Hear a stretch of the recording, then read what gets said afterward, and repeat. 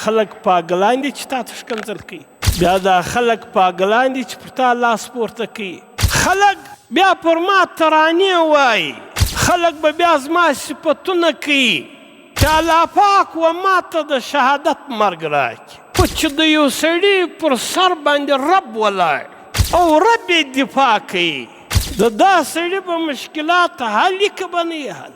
پاکیزه اخلاق دا د دین اسلام د مکان چاردیواري ده چې ته په یو کلي کې په یو معاشره کې ستا ښه اخلاق په تا کې حیا یي، شرم یي، په ژبې کې دې مټاس یي، په دا معاشره کې بیا خلک پاګلان دي چې تا ته ښکنځل کوي، بیا دا خلک پاګلان دي چې پر تا لاس پورته کوي. انسان ته چې امن ملاویږي هغه په ښه اخلاقو سره، چې د یو سړي پاکیزه اخلاقي ښه اخلاقي په پاکیزه اخلاقو په ښه اخلاقو سره انسان ته امن او سلامتي ملاویږي. او که په انسان کې حیا نه وي، د انسان پر ژبه باندې زار پراته وي، په کلي او په محله کې همسایهګان د ده له ژبې څخه نه یې محفوظه، دغه سړي ته بیا په دا محله او په دا معاشره او په دغه کلي کې بیا امن ورته وي.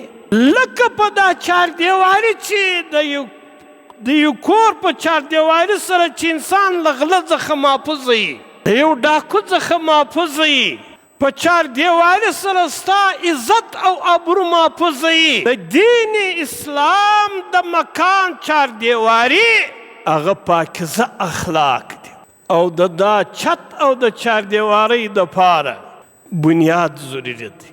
د نیکو اعمالو او د پاکیزه اخلاق دپاره بنیاد هغه اخلاص دی، چې موږ هر عمل کوو او په دغه عمل کې زموږ نیت صرف او صرف د الله پاک رضا وي، د دې دپاره کوو چې زموږ رب له موږ څخه راضي سي، او چې څونه ته اخلاص په تا کې چې څونه ستا اخلاص زیاتېږي، دغونه ستا په نیکو اعمالو کې اثر پیدا کېږي، ستا په اخلاقو کې اثر پیدا کېږي.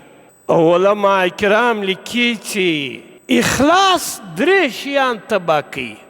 یو جلب منفعت، چې ته دا نیک اعمال یا له چا سره احسان دا د دې دپاره کوې چې پر دې باندې زه نفع راکش کړم، بیا دی هم له ما سره احسان وکړي، دی هم بیا زما عزت کوي، زه ګټه په حاصله کړم د دنیا.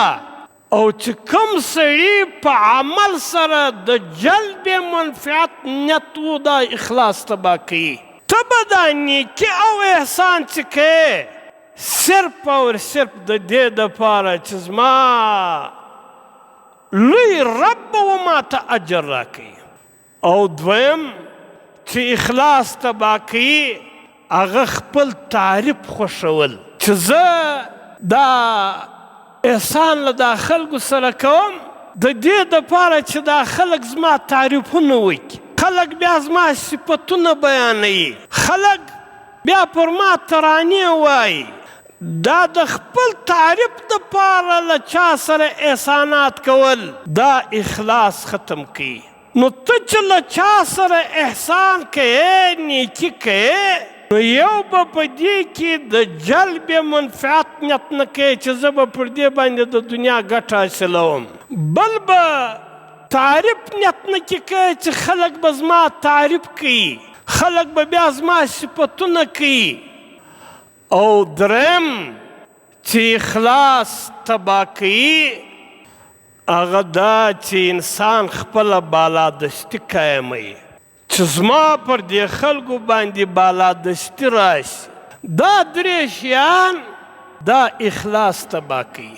او چې په یو عمل کې اخلاص ختم سو د دې هغه اثر هم ختم کېږي. او په نیکو اعمالو کې الله پاک اثر ایښی دی، لکه په دا ګولۍ کې په دوا کې اثر شته که نشته، لیکن دا د ګولۍ اثر بدپریزي ختم کړي، چې یو سړی ګولۍ هم خوري او پرهیز نه ورسره کوي، بدپریزي د دا ګولۍ اثر ور ختم کوي که نه ور ختم کوي؟ دغه رقم که یو انسان اعمال کوي او اخلاص نه دا دغه اعمال بې اثره کوي.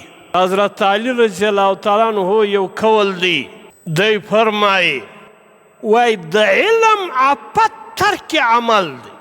علم چې آفتناکه ګرځي، چې شل ګرځي، علم چې بې اثره کیږي دا په ترک عمل سره چې ستا پر دا علم باندې عمل نه وي. دا ترک عمل دا د علم دپاره آفت دی، او د عمل آفت هغه ترک اخلاص دی. د عمل چې بې اثره کیږي، عمل چې بربادیږي، تباه کیږي، بې اثره کیږي، هغه په ترک اخلاص سره چې کله ستا له عمل کې اخلاص ختم سي. اخلاص معنا دا چې ستا د عمل به صرف او صرف د رب دپاره او دا اخلاص ډېرې فایدې لري. علما کرام د اخلاص عمل چې په اخلاص پکښې کې د دې ډېرې فایدې لیکلي دي. یو دا چې په کم عمل کې اخلاص سي، اخلاص د انسان تمامې پریشانیانې ورال کوي. الله پاک په یو آیات کې فرمایي ان الله یدافع الذین آمنوا. الله پاک د هغه کسانو چې ایمان یې راوړی دی د دې دفاع الله پاک کوي. که پر تا باندې هر مشکل راتلی، که پر تا باندې هر مصیبت راتلی، که پر تا باندې هر پریشانی راتله، ان الله یدافع الذین آمنوا. الله پاک د دې مؤمنانو دفاع کوي.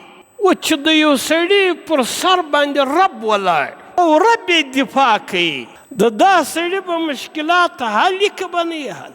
لیکن الله پاک کم وخت دفاع کوي چې کله په انسان کې اخلاص وي. دویم علما کرام لیکي چې په اخلاص سره الله پاک و انسان ته ډېره لوړه درجه ورکوي.